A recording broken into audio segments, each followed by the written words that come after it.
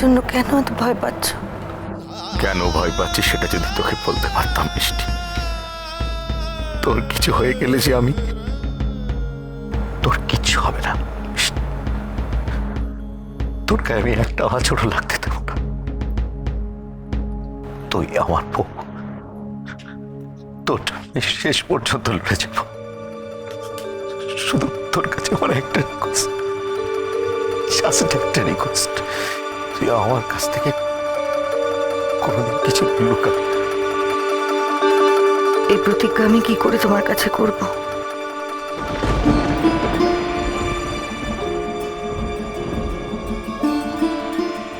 আমি জানি মিষ্টি আর যাই করুক কোনোদিন আমাকে লুকিয়ে কিছু করবে না, আমাকে ঠকিয়ে কিছু করবে না। বল না ভাই, বল।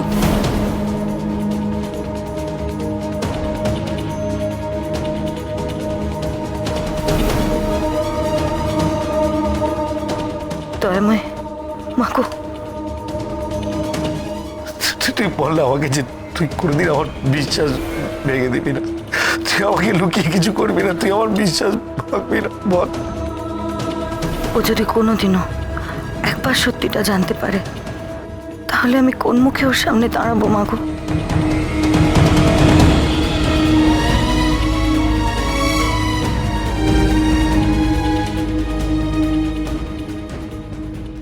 এক্স্যাক্টলি কি হয়েছে বলুন তো? অ্যাকচুয়ালি অফিসার, ও আমার ভাই সুতীর্থ, ওর ওয়াইফকে কিডন্যাপ করা হয়েছে স্যার। ও, কিন্তু আপনাদের হোটেলে তো আগুন লেগেছে।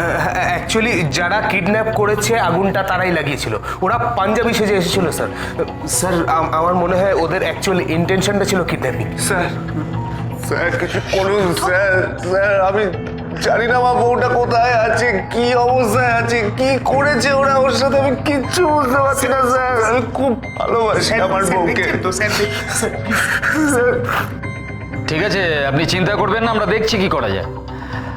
বাই দ্য ওয়ে, আমরা ফোর্স নিয়ে প্রথমে আপনাদের হোটেলে যাচ্ছি, ওকে?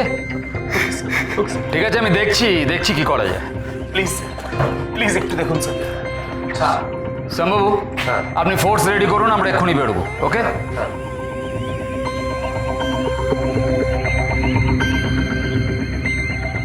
কোথায় পালাবে ওই মহিলা? দেখ কি করে ওকে খুঁজে বার করি।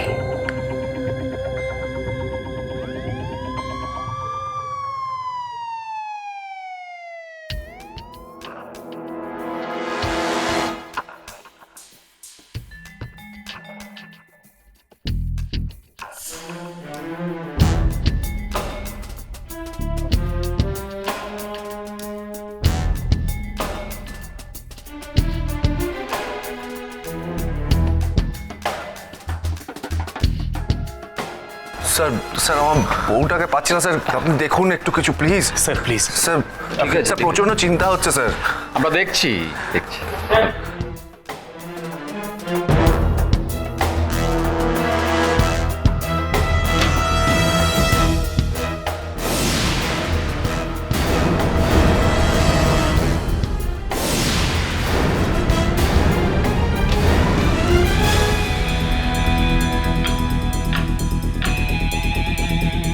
কি এগুলো কি?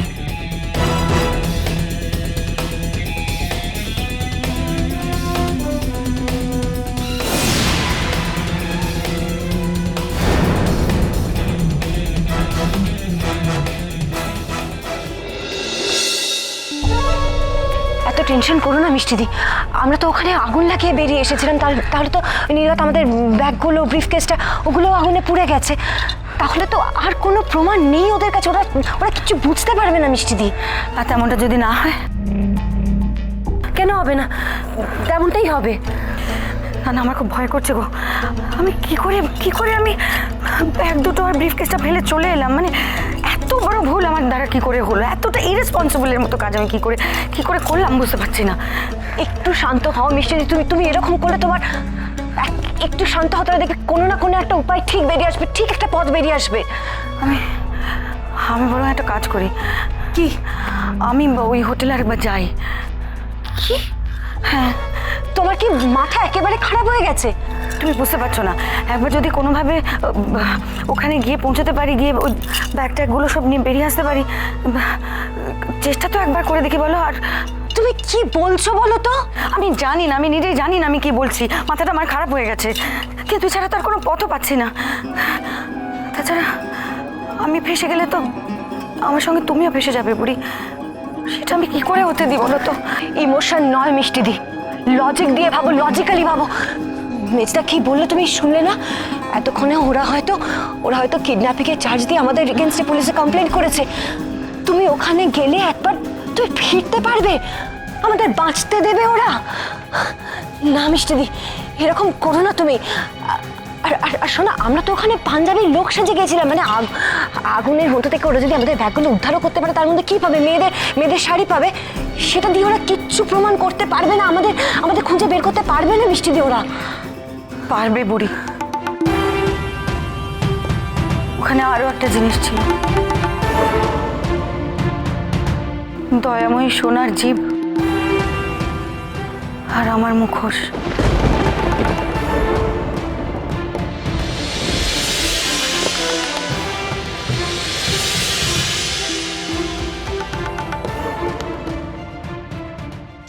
কি করে মিষ্টিকে প্রোটেক্ট করবো আমি, কি করে?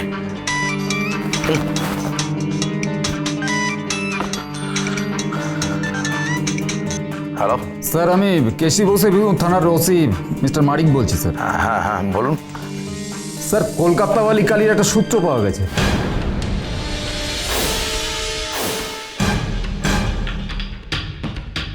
কি? কলকাতাওয়ালি কালী? কোথা থেকে সূত্র পাওয়া গেছে? স্যার এখানকার স্টেশন লাগোয়া একটি হোটেলে ওই মহিলা পাঞ্জাবি সেজে এসে ওঠে, তারপর হোটেলে আগুন লাগিয়ে মালিকের বউকে তুলে নিয়ে গেছে স্যার। না না না, আপনি কোথায় একটা ভুল করছেন। আমার কথা শুনুন, মানে কলকাতাওয়ালি কালীর কেসের সাথে না এই কেসটার কোনো মিল নেই। আমি বলছি আপনাকে। স্যার আপনি কি এই কেসটার খবর পেয়েছেন স্যার? হ্যাঁ পেয়েছি। আচ্ছা জাস্ট মিনিট, আপনি আমাকে একটা কথা বলুন যে কলকাতাওয়ালি কালী আর এই মহিলা যে এক, এই ব্যাপারে আপনার কাছে কোনো প্রমাণ আছে? অ্যাকচুয়ালি এই মহিলা হোটেলে ব্যাগ ফেলে রেখে গেছে, আমরা সেগুলো বাজেয়াপ্ত করি। একটা ব্যাগ থেকে কালীর মুখোশ এবং সোনার জিপ পাওয়া গেছে স্যার। হ্যালো স্যার, অ্যাকচুয়ালি এই মহিলা হোটেলে ব্যাগ ফেলে রেখে গেছে, আমরা সেগুলো বাজেয়াপ্ত করি। একটা ব্যাগ থেকে কালীর মুখোশ এবং সোনার জিপ পাওয়া গেছে স্যার। হিরো মারপিট করে ভিলেনের ডেরা থেকে হিরোইনকে ছাড়িয়ে নিয়ে। এখানে হিরোটাকে আর হিরোইনটাকে? আরে হিরো তো তোর বউ অভয়া। হিরোইন? হিরোইন তো ওই ঠাকুর মশার মেয়ে তনু। ওই যে ও ও ও ও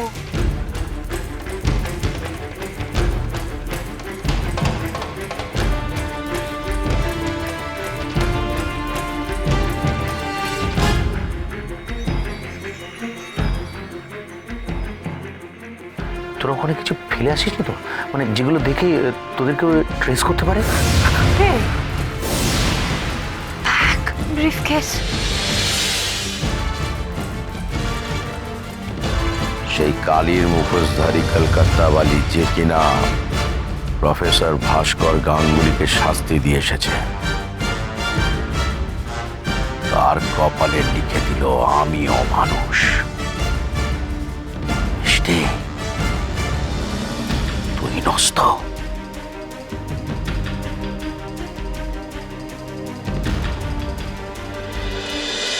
জয়কার